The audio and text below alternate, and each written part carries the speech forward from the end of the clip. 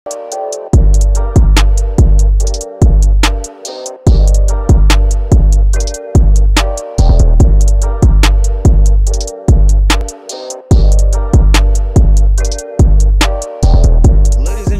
what is up? Welcome to the season premiere of the Hoops All In podcast. As the new season is fastly upon us, I'm your host, Werlins Francois. As always, welcome back, Kane Legacy, Kyle Anthony. How you guys are doing? It has been a long summer. What's up with everybody? It's been a really good summer as far as the NBA goes. Fair enough. Yeah. Good summer over here too, just doing what we do. Yep, that's good. Yeah, How man, about you, Wells? How was your summer? Had a good summer too, can't complain, got some things done, working on some new things, so just happy to be back. Basketball season soon. Can't wait for it to roll. Yes, let's get it. Yep. So as we mentioned, basketball season is now back. NBA tip-off is October 18th. We've got 2 games slated. The defending NBA champions Golden State Warriors will take on the Los Angeles Lakers, followed by the Boston Celtics will be at home against the Philadelphia 76ers. So speaking of the Golden State Warriors, they won the championship last year. Their 4th title in 8 years. The dynasty is still alive. Guys, can the Warriors repeat as NBA champions this season? What are your thoughts? I feel like they have as good a chance as they did last season, because even though they've lost a couple of pieces, I think they made some good moves in terms of reinforcing the positions that were left vacant by some trades and moves and things like that. Jordan Poole has upped his game. He's used to the big stage now. He's very more comfortable than he was last season because he's no more of the wide-eyed newbie. He's got the taste of not only postseason but a championship run, and you got the others that are coming up. We're talking about Wiseman coming back, looking good in preseason. You've got what's his name, Jonathan Kuminga. So I like it. I think their chemistry has always been good. And I don't see why not. The defending champ is always has to go through them unless they make some drastic move that weakens their roster. I don't see why not. They can't repeat. I would go even a step further. I think it's likely for them to repeat, because the changes they've made haven't really taken them out of contention to me. And not only not taking them out of contention, I don't see challenges, I'm going to root for my Suns, but we'll see how the season shakes out. I mean, those late season disappointments with the Suns just killed me, so I'm not going down that road again. Unless you guys see something that I don't. Yeah, I mean, we might as well crown them now and just skip the season. Wow. Yeah. Well, for me, you always have to give respect to the defending champions. They won last year for a reason. Most of their key players are back. They lost maybe Gary Payton, which was also a vital part in them winning the championship. But for the main part, they still kept their core group together. I believe maybe the biggest challenge in the Western Conference that the Golden State Warriors, might run into is the Los Angeles Clippers. The team is coming back healthy. Kawhi Leonard's coming back from that ACL. PG's coming back. They got a significant signing in John Wall, which I believe is one of the most underrated signings of the offseason. They got a shooter, Luke Kennard. Ty Lue is one of the best coaches in the league, so watch out for the Clippers. Obviously, Denver, there's another sleeper. Murray's coming back off that ACL. They got the MVP, 2-time league MVP in Jokic. Michael Porter Jr. is now back. That's another wingman for the team. So I believe those are the 2 teams legitimately in the East and the Western Conference that can give Golden State a run for their money. But nonetheless, like I said, when they're battle tested, they've been there before, they know what it takes to win. In clutch situations, your hands get sweaty. They know what it takes to overcome those situations. So always got to give respect to the defending champions. But if it was one team, I believe that could be the biggest threat to stop them from going back to back, I think it's the Clippers. if they stay healthy. All right. Yeah. Good point. Good point. That Yep. is a big if. Well, a lot of big ifs in the NBA. A lot of big Yes. ifs. Yes. So, sticking with the Golden State Warriors, as we know, the whole incident that has been all over social media between the two teammates, Jordan Poole and Draymond Green, got into a bit of a scuffle, as you could say. It wasn't really a scuffle, it was more like a one-handed side knockout blow. Draymond Green pretty much knocked out Jordan Poole in practice. This was on the eve before Jordan Poole signed his 4-year, $140 million contract extension with the team. Warriors also extended Andrew Wiggins to a 4-year, $109 million.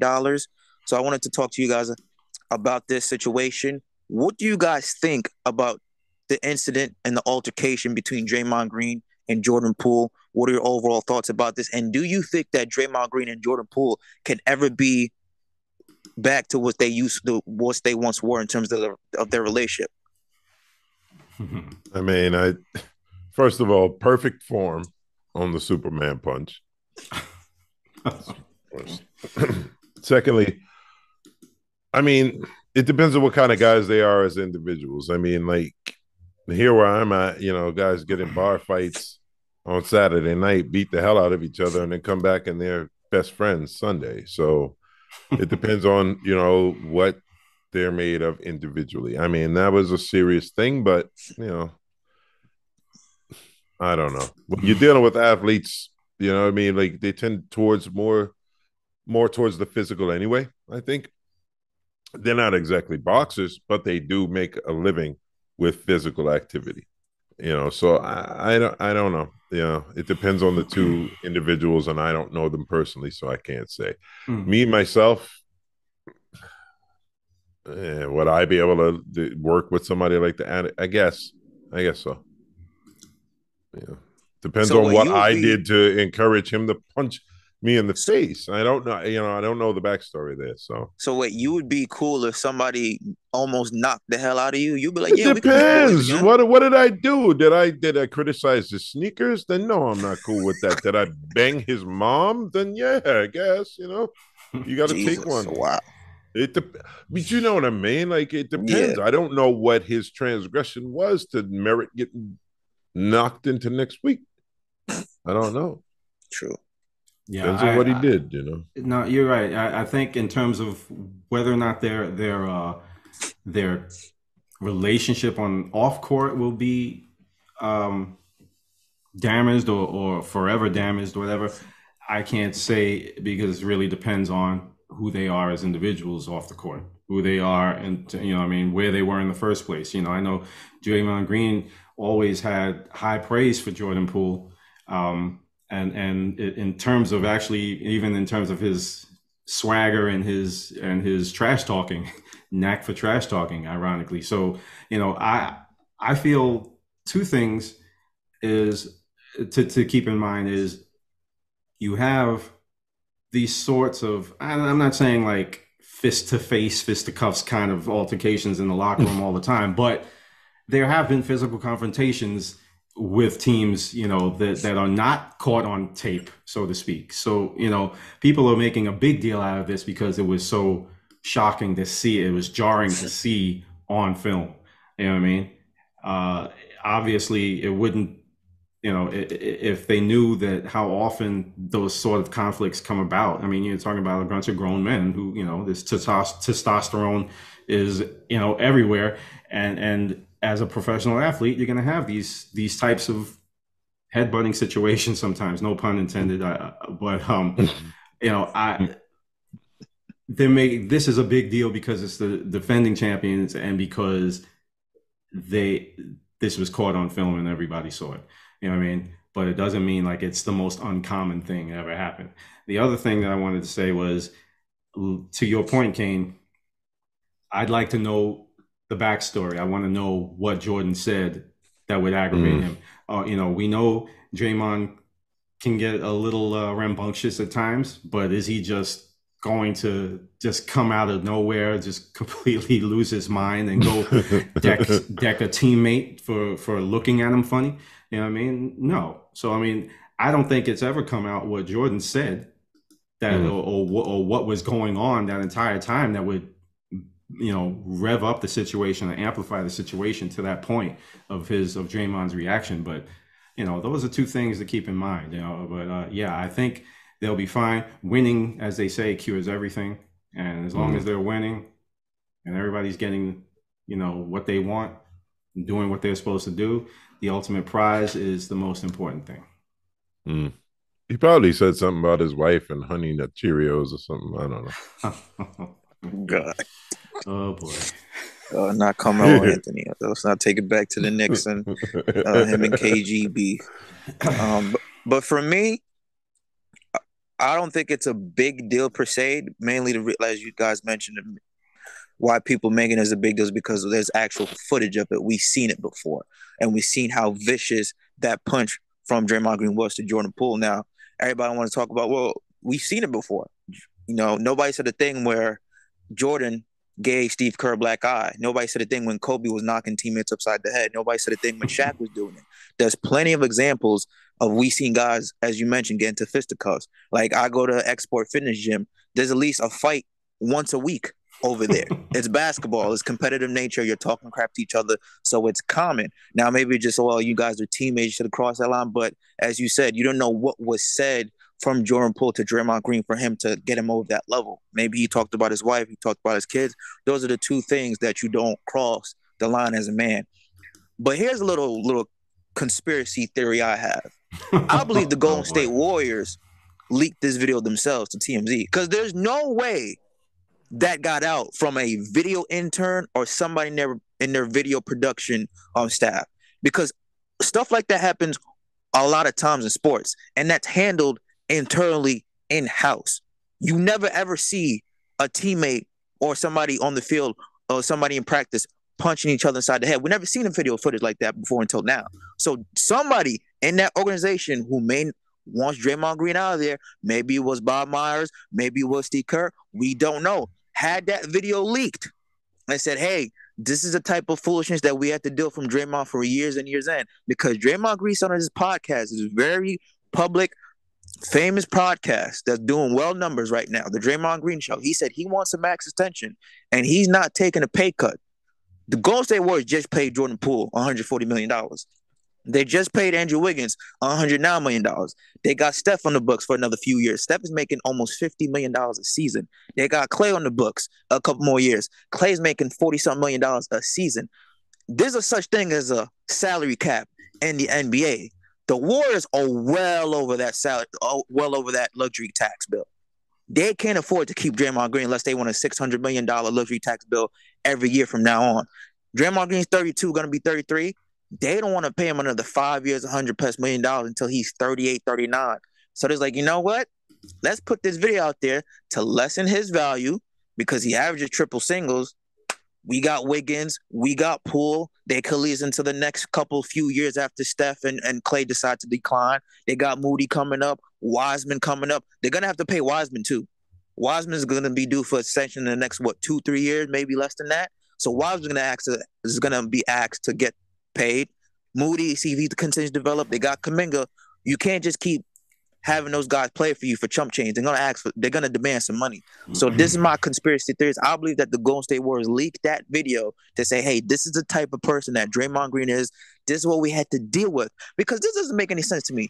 How did Draymond Green get suspended for one game for calling Kevin Durant the B word? He hurt KD's feelings, but he damn near Mike Tyson knocked out a teammate in practice and nothing happens to him. How do you explain that? Now, maybe, okay, because it's ring night, it's special, I understand that. But they pretty much said, hey, Jordan Poole, Kevin Durant's feelings is more important than your job. So we went that route. Really?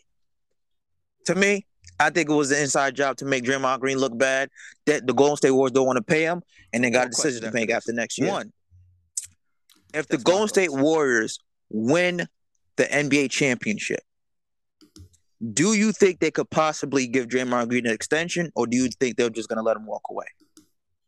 Because I wanted to ask that before, after this question. Because like you said, winning heals everything. So if they win the championship this year, they go back-to-back, will they give Draymond Green that extension and just forgive this whole Jordan Poole scuffle, or if they lose, they'd be like, Green, we can't pay you. Bye bye. I think that depends on his contribution to the championship. And like you say, if he's averaging a triple single, probably not. Mm-hmm. But if he's able to contribute more, step up, be more of a role player, floor general, then maybe so. Yeah, but I think it would have to be tangible. Sorry, yeah, I was going to say the same thing, basically alluding to that. It depends. He's always made contributions one way or another. He's not going to give you triple doubles every game. You know what I mean? But that's not who he is. They know who he is, and they know how. They still find value in his contribution, in his role. Now, if he was to decline physically or not be able to do what he has been doing for them since he's been in the league, then yeah, that could be a problem whether they win a championship or not. But as long as he's still, doing what he's been doing and that contributes to another championship, sure, why not? So you think Bob Miles will pay him, Poole, Clay, Wiggins? Listen, that's a big luxury tax bill. Well, there's luxury tax, there's the repeater tax offense, whatever they're calling it now. But listen, if a team can afford it, they afford it. You know what I mean? They have a brand new arena that's as well. I mean, that's $1 billion, yeah. So they're making their money. Like I said, winning cures everything. So we'll see what happens with that season. Yeah. So moving on, next topic. What do you guys think was the biggest off-season move, whether it was via trade or free agent signing? I know I'm gonna get some little flack for this or whatever, but only because it involves one of my teams. But I think Donovan Mitchell going to the Cavs for a couple of wishes and a prayer, and a lunch platter. No, listen, no offense to the players. Lunch platter. No offense to the players who got traded. I'm just saying, I'm being facetious, but no, I think that was only because it caught everybody who had been following that whole, because he didn't go to your beloved Knicks. That's why. Because everyone that had been following that presumed it was a done deal. Every talking head, every sportscaster, everybody, even Donovan Mitchell says that he thought it was a done deal. So yeah, I think that was the biggest because it was the most newsworthy and it was something out of left field. We're not going to talk about whether or not I'm disappointed or anything. That's a personal fan. That's not relevant. But I just think that that's the biggest offseason move simply because of the news that it made. If I were a Golden State fan, I'd, be applauding the Jordan Poole re-signing. So that's good, for them. Oh, yeah. They don't need me to jump on that bandwagon. So I would say the one that excited me the most actually is what you mentioned. I'm looking forward to the Celtics versus 76ers. And seeing how Blake Griffin blends in with that team. Ooh. Wait. Ooh. No. I'm sorry. No. Oh, it's not your. It's not. I think let me rephrase the question. What was the biggest off-season move? Blake Griffin? Well, first of all, I just want to see how he blends in with the team. First of all, man, for the people that may not be in the know, yeah, Blake Griffin is actually still in the league because I'm sure half the people didn't even realize he was still in the league. That's cold. Especially since that fiasco run with. Well, I did. Hey, to qualify me, I did say the Jordan Poole signing of $140 million was the biggest. Right, I did say that first. That's the biggest. Yes, hands down. I don't think there was that much money exchanged across the league. The Celtics and Blake Griffin. But if I'm going to be laughed out of the room, I'm glad to see that the Nets No, The Nets have their core back together, Ugh. so I don't. Yeah, I mean, I'm just making. I'm not making fun of you. I'm actually making more fun of Blake Griffin than anything else. Well, I've never understood Blake Griffin because I've always thought like he was on track to be a superstar, and I Mm. just don't know what happened. You know, Yeah, so after the Clippers, he just went yeah. downhill. But I mean, I am Worlds. I'm proud of you. You know, my thing. I guess I'm salty is because my team didn't make any big moves on the Mm. offseason.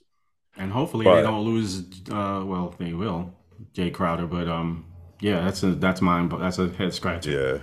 yeah, yeah. So I mean, you know, congratulations to the Warriors on the Jordan Poole signing yet again, and congratulations, Worlds, to your Nets for having your core back together. Pat everybody down. I'm I telling you, don't, they yeah, better put some metal detectors in the practice into the entrance to the practice but gym. yeah, but I mean, any other big moves of interest don't interest me at this point. I'm just kind of salty, but hey, whatever. I just want to know if are they gonna all ride on the team bus or is somebody gonna get thrown under it? That's all I want to know. Woo, Wow, geez, it's usually my job to be the the instigator, yeah, the you say. instigator, right? Like, oh Yeah, I'm in man, that kind of Kyle mood, just man. he that's said cold. somebody was a lunch plate.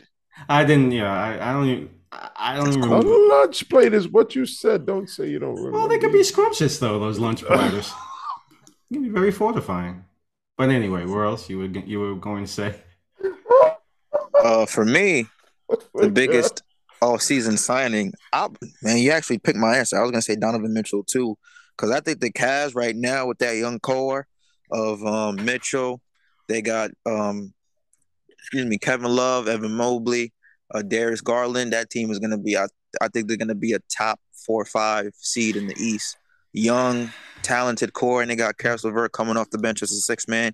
Watch out for Cavs, but since we can't have the same answer. I'm gonna go with somebody staying in with their current team with the whole drama and fiasco that happened just about 20, 30 miles or so, a little bit more than that, maybe 40 miles going west from me, Brooklyn. Kevin Durant staying with the Brooklyn Nets.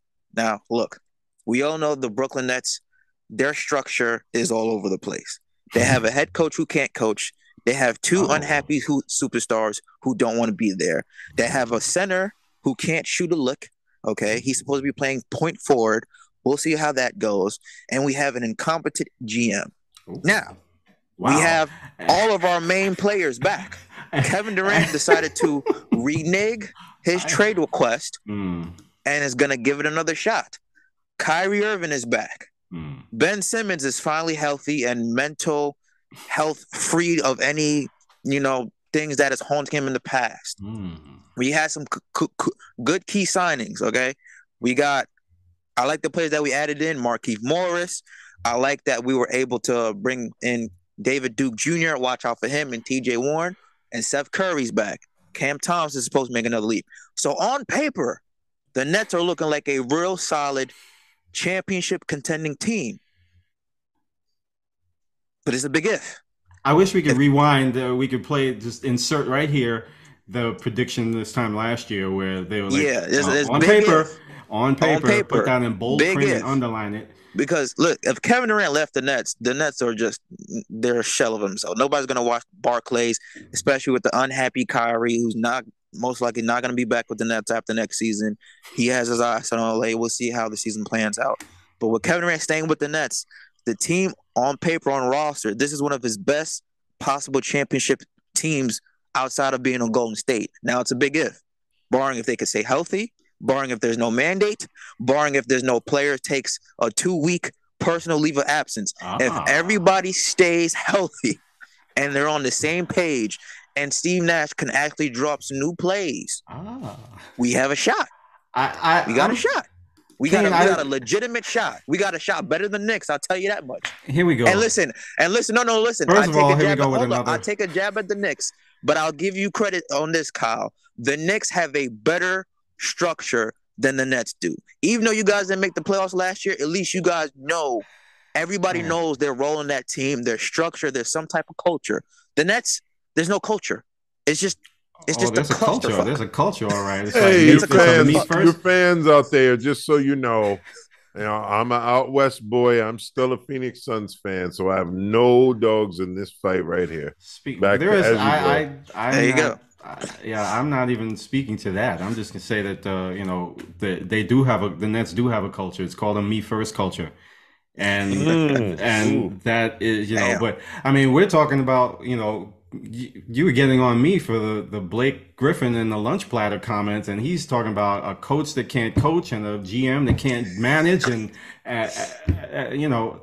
I mean, we can talk about conspiracy theories. You want to throw a conspiracy theory out there? I think Kevin Durant and his people demanded a trade that he didn't really want, just so he can prove to everybody how great of an asset he was and how much it would cost them to cost another team to get him. That's my Maybe. theory.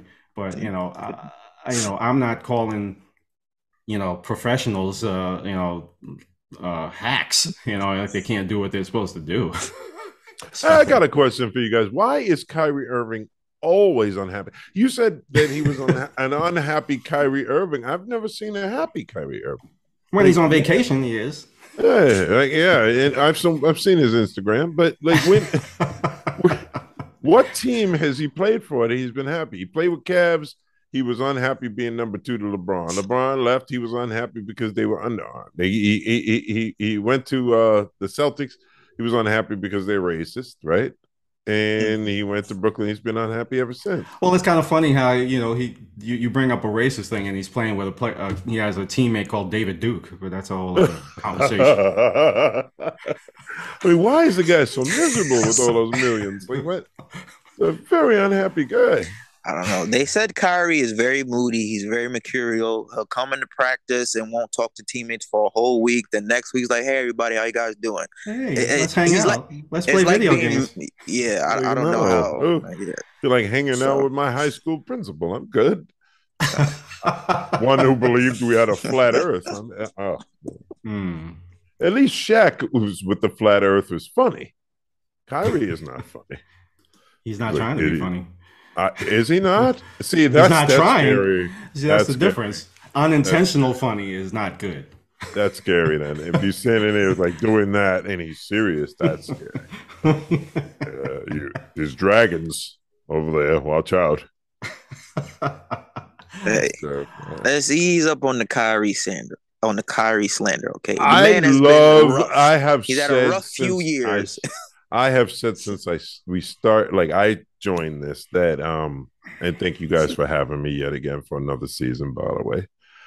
But I've always been a fan of Kyrie's handles, his ball play.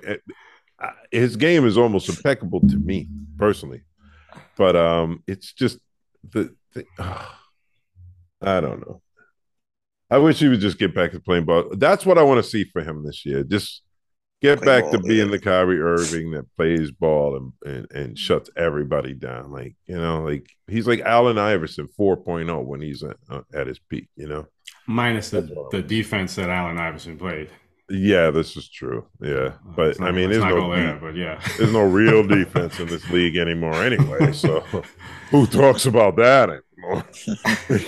Yeah, It's like playing against a bunch. Yeah, it's like playing against a bunch of cones now.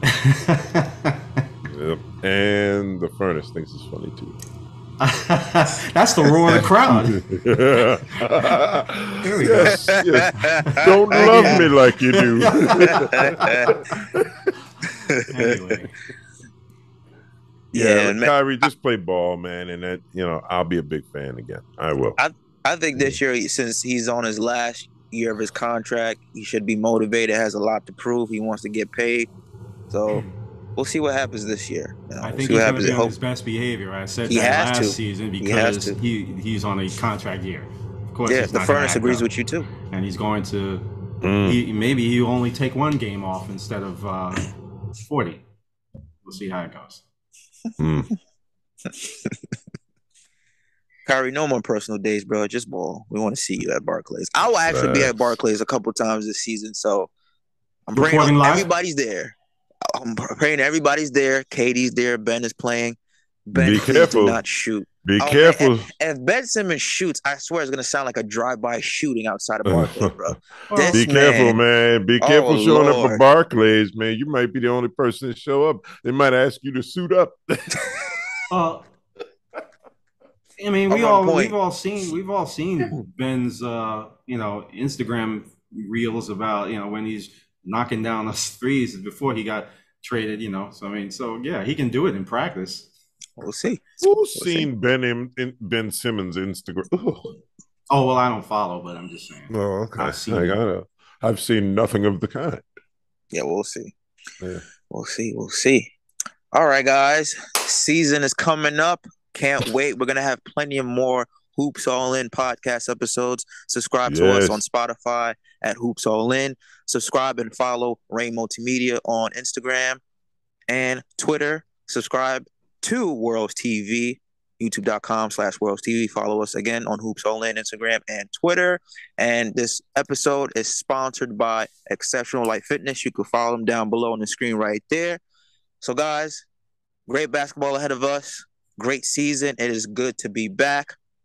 For again, Orleans Francois, Kyle Anthony, Kane Legacy, back in full action. NBA season is upon us. We can't wait to do more podcast episode for you guys. Stay safe. Stay locked in. We'll catch you guys later. Peace.